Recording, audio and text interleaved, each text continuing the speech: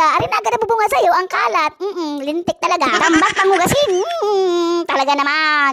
Buti na nga dumating na nga itong 2 kilong karne na inutak ko nga dun sa may kapitbahay namin mga day. Kahit pa paano nabawas-bawasan man lang yung aking stress. May ulam na kami, aba. Lilinisan ko na nga lang sana aring mga day. Kaso nga lang pagbukas ko ng gripo, walang tubig. Grabe na talaga mga kaganapan dito sa bahay. Nakaka-stress. Oo. Buti na lang kinahapon na may tubig na. Amazing. Gusto ko mga sana maligo. Dala ko kating-kating na taga sa aking katawan kanina pa. Pero marami pa akong gawain. Kaya mamaya na lang siya. Ay, Diyos ko dahi. Kaya naman. Pwede naman sana mamaya ko na itong gagawin after kong maligo. Pero bakit ganun? Hindi ko talaga kaya mga Mars na maligo na madumi pa ang aking bahay. Di ba rin na mukha kong gusgusin basta yung aking bahay ay malinis. Uy, kapag kasi nakapaligo na ako tapos marami pa akong gawain mga day. Mangangamoy putok na naman ako niyan. Oo, kaya naman gusto ko mga day bago ako maligo. Malinis na bahay. Para hayakay, di ba? Kaka-general cleaning ko lang anong isang araw. Hito na naman ako ngayon. Naglilinis ulit. Oo, galing talaga. Di na ako tinantanan. Oo. Hirap din naman kasi kung lilinisan mo lang yung harapan, yung mga gilid-gilid, yung mga likod-likod, hindi mo lilinisan. Pabalik-balik lang, paulit-ulit yung ating gawain. Walis pala yan ha, pero nababaklas na sa akin ng mga upuan. Grabing alikabok yan, kahit araw-arawin ko maglinis, talaga namang sangkatuta. Ako pagod na kahit nagwalis lang ako, pero laban pa rin. Sige. Nakakapagod kapag malaki-laking bahay ang lilinisan mo, tagang lalawit ang dila mo. Siyempre dahil ginusto ko to, kaya sige, todo na. Ang dami ko rin kasi kaanik-nikan dito sa bahay, kaya naman magdusa ka. Kahit napirmi na yung upuan, ililipat pa. Talaga naman kung di ka ba naman ulaga. Ganyan talaga tayong mga nanay, di mapakali. Lipat dito, lipat doon, hanggang sa nahilo na yung mga gamit. Oo. Bago mareklamo pa. Kagagawa niya rin naman, Diyos ko day. Bago kapag hindi nagustuhan yung ayos, ililipat ulit. Ulaga talaga. Tapos sa susunod na araw, ibang ayos ulit. Gayon talaga yung mga nanay na kitikite. Hindi mapakali. Ngayon, malinis na ang bahay. Tapos bukas ulit. Tapos another bukas ulit. Tapos bukas ulit. Kung hindi ka pa mapapagod, bukas ulit. Hanggang sa lumawit ang dila mo, bukas ulit maglilinis. Kasarap pag mas pag malinis ang bahay.